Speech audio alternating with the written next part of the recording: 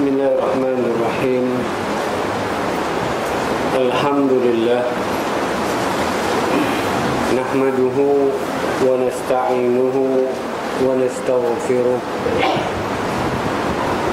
Wa na'udzu billahi min shururi anfusina wa min sayyiati a'malina.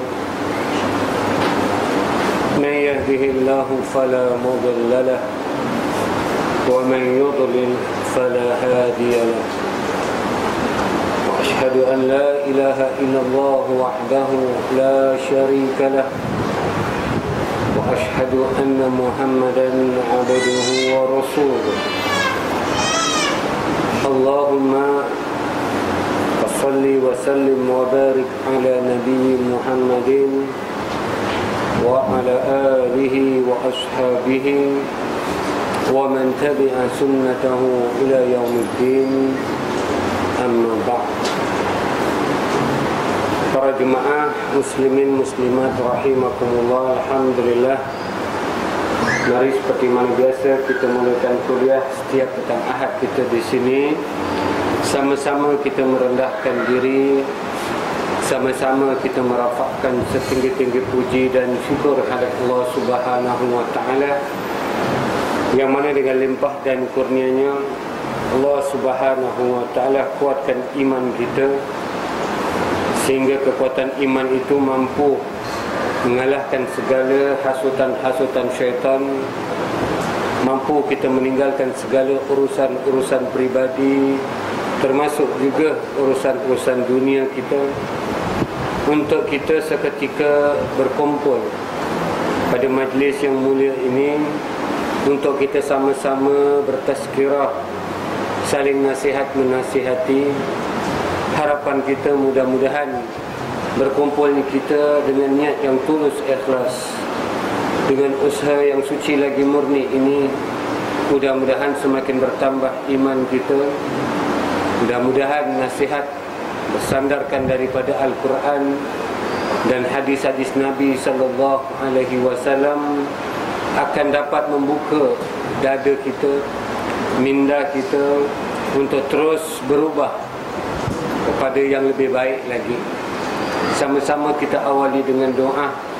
Mudah-mudahan niat yang tulus ikhlas ini diberkati dan dirahmati oleh Allah Subhanahu wa taala.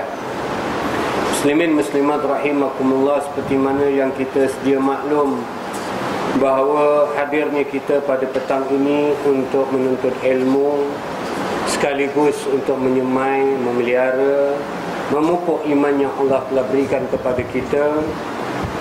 Apa yang sedang kita usahakan ini salah satu daripada ikhtiar, seperti mana kita juga mengingati Allah Subhanahu wa ta'ala yang maha memberi rezeki, tapi kita berusaha siang malam untuk mencari rezeki. Begitulah dengan apa yang disebut sebagai hidayah, petunjuk daripada Allah Subhanahu wa ta'ala.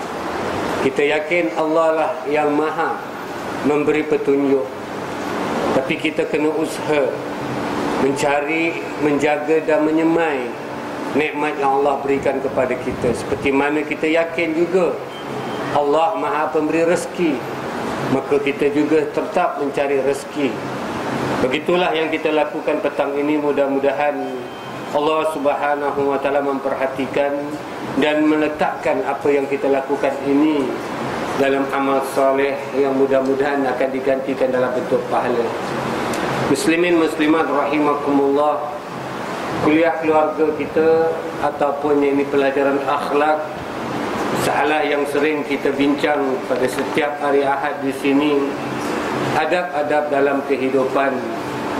Pada minggu lalu, walaupun kita masih belum selesai lagi hadis yang ke-9 pada bab yang ke-14 ataupun hadis yang ke-150 menurut urutan buku di dalam Riyadhus Shalihin ini, sebenarnya seperti mana di awal-awal saya sebutkan, dia mempunyai beberapa hadis, hampir 8 ataupun 7 matan yang dikumpulkan oleh pengarang, iaitu Abu Zakaria Imam Nawawi. Beliau sengaja mengumpulkan semua cerita-cerita yang bersangkut paut dengan bagaimana kegairahan Abdullah bin Amr bin Al-Aus, sama ada berpuasa di siang hari, membaca Quran dan solat pada malamnya. Kisah ini terdapat pada banyak hadis. Daripada Bukhari dan Muslim saja mempunyai 3-4 hadis. Kemudian beliau kumpulkan untuk jadikan satu hadis untuk kita perbincangkan. Yang mudah-mudahan dengan demikian nanti kita mendapat manfaat daripadanya. Walaupun hadis yang kita bincangkan ini sudah kita jelaskan pada umumnya pada kuliah-kuliah sebelumnya. Ini bersangkut paut dengan rajinnya, kuatnya yakni Abdullah di dalam beribadah. Kita dah sebutkan banyak kali. Tapi terlanjur apabila kita masuk kepada hadis ini dan kita masih lagi membahaskan bab yang kita pelajari ini, mudah-mudahan kita cuba sedaya upaya seberapa banyak pelajaran, pengajaran yang boleh kita ambil, kita ulang lagi. Khusus kepada bab ataupun pelajaran fil iktisadi fil ibadati.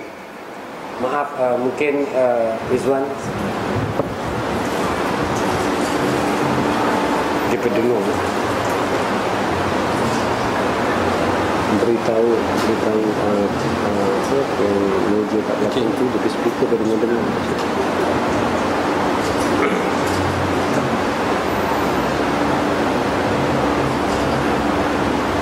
Pada minggu lalu, di antara yang kita pelajari hadis yang panjang ini, mungkin para jemaah tak perlu melihat hadisnya, kerana saya akan cuba memetik hadis-hadis itu, mungkin sebahagian daripada atas, sebahagian di tengah, sebahagian di sebelah bawah mungkin.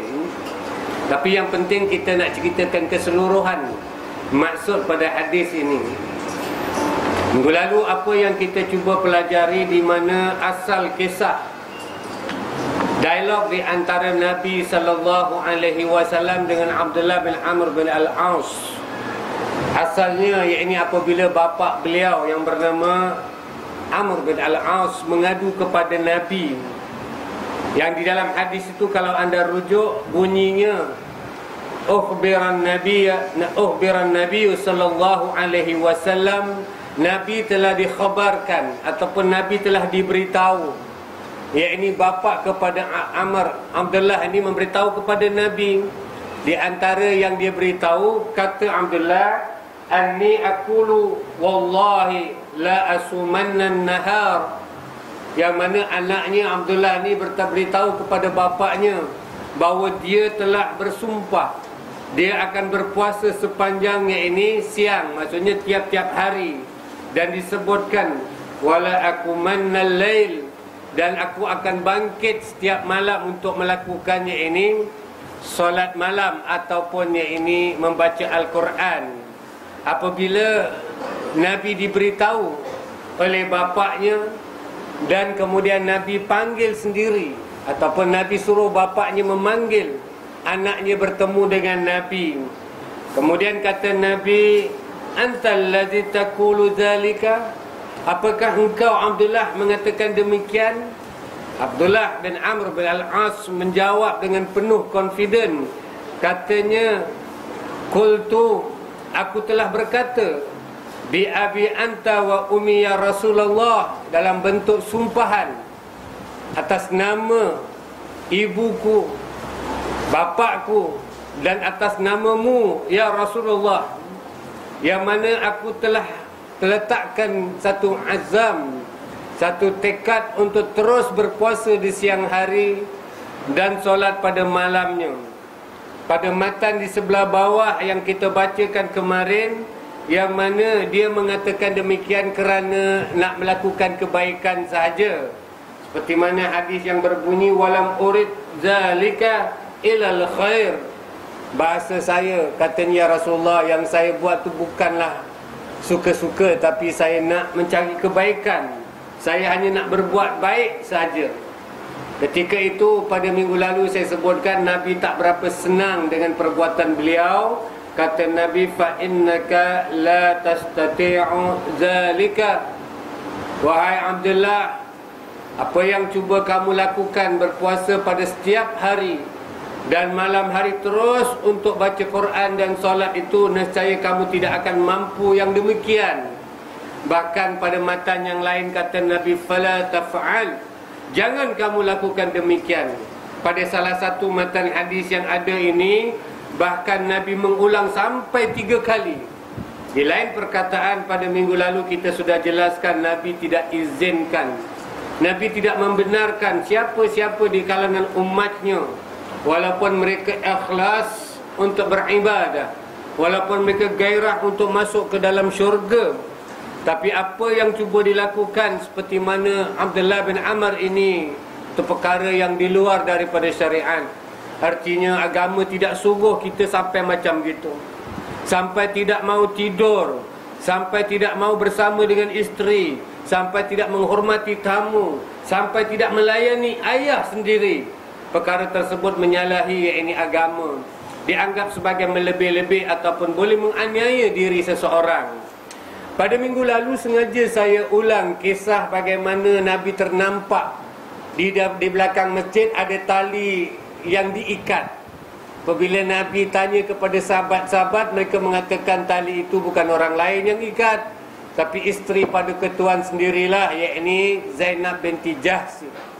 Kita dah cerita panjang lebar, tapi jelas pada hadis yang kita ceritakan kemarin, Nabi tak kisah isteri ke siapa ke, kalau salah tetap salah.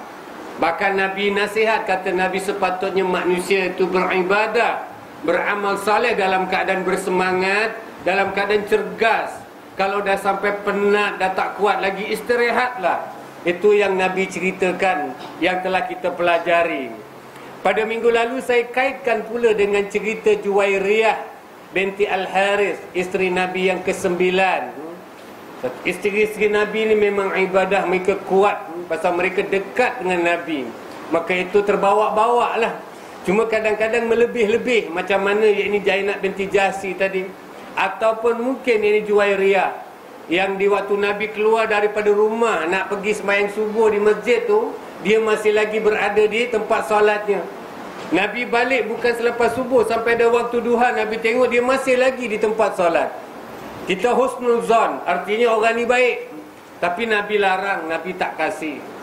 Nabi perintahkan kepada beliau supaya beribadah yang tenang, yang tidak melampau-lampau, seperti nama Nabi ajarkan supaya membaca, yakni kalimat yang 4 diulang 3 kali. Pada minggu lalu kita dah jelaskan. Saya kaitkan juga dengan kisah bagaimana yakni Fatimah, yakni anak Nabi, yang ngoyok-ngoyok minta supaya adakan satu maid. Cerita tu semua orang tahu. Kebetulan yang saya nak ulang supaya orang perempuan jelas. Apabila mereka kerja penat mengurus rumah tangga ni, kadang-kadang mereka pun terasa kalau boleh ada pembantu pun bagus juga. Hari ni pada umumnya orang Melayu ada maid. Jadi isteri yang penat bekerja ni kebetulan mengadu dengan suami. Fatimah mengadu kepada Ali bin Abi Talib, kata. Katanya, bang, kata, ini giling-giling lada ni dah sampai bukan macam bengkak-bengkak ni, koyok penuh kat badan. Bukan saja tampal koyok, itu air koyok pun dah minum, tapi tak baik-baik. Kata suaminya, apa cerita ni? Cakap, carilah satu maid boleh bantu saya. Ali bin Abi Talib bukan tak nak cari maid, tapi kira parah lah. Kebetulan ketika itu, oleh kerana rumah Fatimah ni belakang rumah Nabi, orang-orang bawa beberapa tawanan-tawanan peperangan. Bila Fatimah tengok, cantik, ada harapan boleh dapat satu untuk bikin, ini pembantu. Dia mengadu dengan suaminya, katanya, bang, kata, pergilah rumah bapak mertua awak, ataupun rumah bapak saya, rumah Rasulullah, kata, tu banyak orang-orang tawanan tu. Buat baik, dapat satu, jadilah kita buat maid, macam gitu. Ali cakap, Allah, malulah. Takkanlah kita nak pergi minta-minta. Fatimah cakap, tak boleh harap ni orang tua. Sudah, saya pergi sendiri. Fatimah tak cakap macam gitu, saya memandai-mandai. Maka dia sendiri pergi ke rumah bapaknya atau rumah Rasulullah. Dia beritahu, Pak, kata, ini badan ni sakit, hari-hari giling lada macam-macam, penat kerja rumah, kata. Nabi cakap, apa pasal? Kata Fatimah tu ramai, ataupun banyak ya ini tawanan-tawanan satu. Hadiahlah member satu kan, kita boleh buat pembantu, kata. Nabi juga tidak beri. Malah Nabi ajarkan Fatimah supaya sebelum tidur baca tasbih, tahmid dan takbir.